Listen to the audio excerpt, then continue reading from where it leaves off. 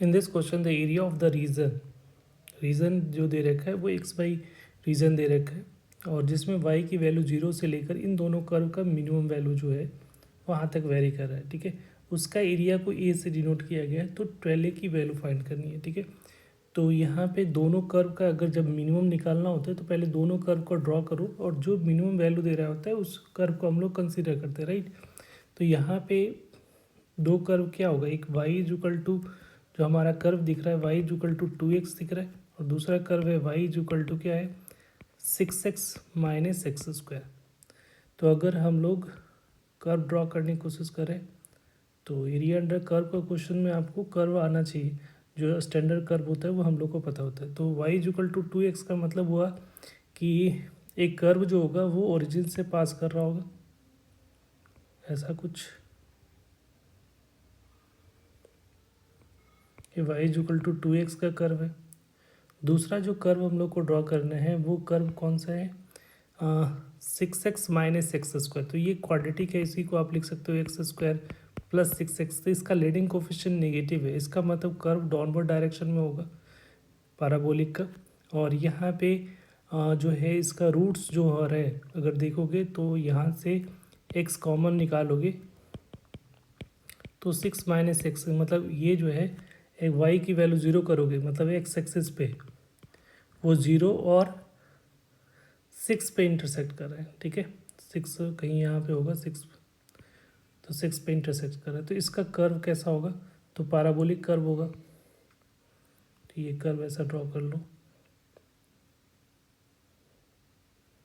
एक पैराबोला बन रहा है।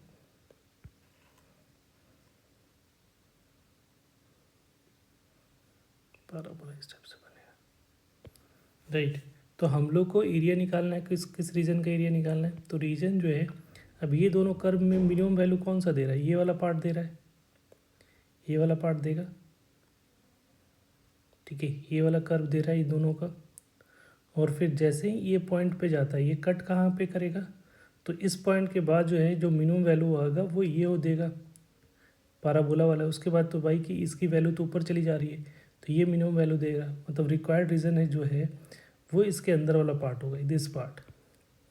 0 से लेकर इन दोनों इंटरसेक्ट कहाँ पे कर रहा है, तो y की जगह पे 2x पुट करोगे, इक्वेशन 1 और इक्वेशन 2 को सॉल्व करोगे, तो y को 2x पुट किया तो 2x is equal to equation 1 and 2 से क्या हो जाएगा, 2x is equal to 6x minus x square.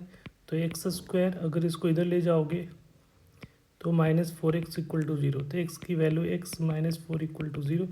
तो इंटरसेक्ट करे एक 0 पे एक 4 पे, तो ये जो है पॉइंट है जहाँ पे इंटरसेक्शन हो रहा है वो पॉइंट कौन सा है, 4 है। ठीक है, तो 4 के जस्ट बाद की जो वैल्यू होगी पुट करोगे तो उस पर जो है पैराबोला की वैल्यू मिनिमम होगा, और y इक्वल टू 2x पे ज़्यादा वैल्यू देगा। ठीक है, तो हम लोग को मिनिमम तो ये रीज़न लेना है।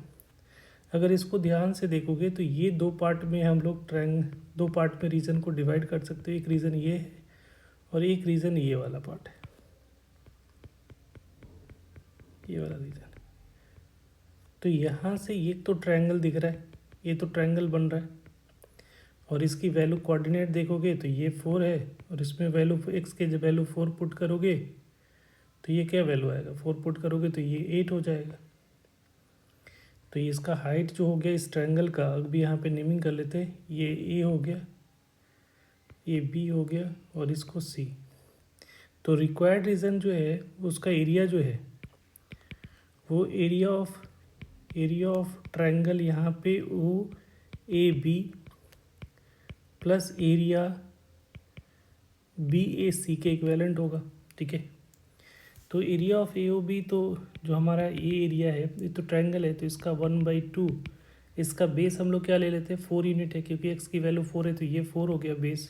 और हाइट देखो ये हाइट 8 है तो 8 हो गया ये हमारा, तो इसका एरिया तो इजली निकल गया। अब ये वाला पार्ट में देखो अपर कर्व क्या है, ये वाला पैराबोलिक है, तो ये जो वेरी कर रहा है वो 4 से कहाँ तक वेरी करेगा 6 तक, और अपर कर्व पे y की जगह पे क्या पुट करोगे 6x माइनस एक्स स्क्वायर का डी ऑफ एक्स।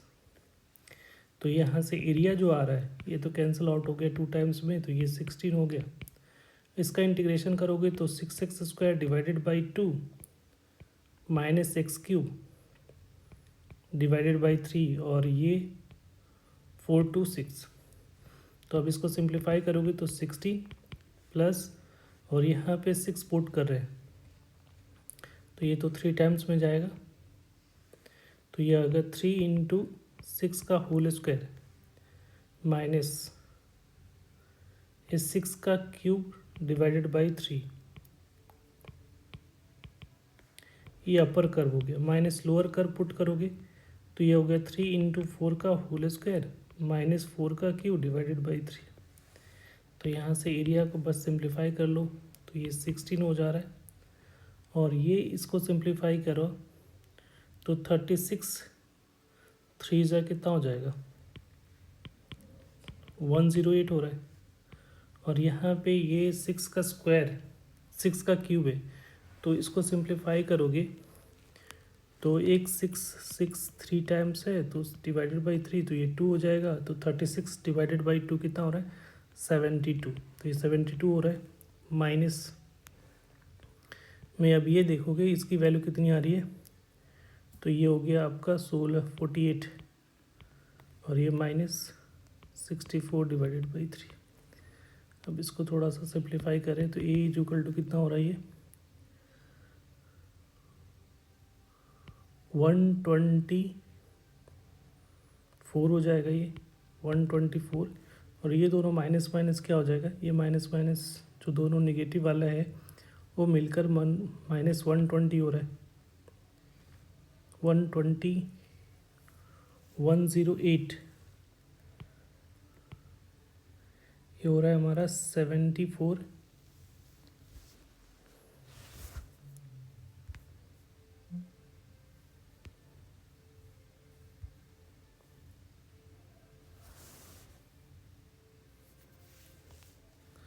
ये माइनस 120 हो जा रहा है और ये आ रहा है 64 डिवाइडेड बाई 3।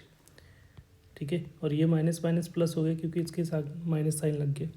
तो यहाँ से एरिया सिंप्लीफाई करोगे तो ये तो 4 हो रहा है तो 4 प्लस 64 डिवाइडेड बाई 3 हो जाएगा। तो ये आ रहा है 76 डिवाइडेड बाई 3 हो जा रहा है। तो इसका रिक्वायर्ड एरिया जो हम लोग को चाहिए वो 12 है।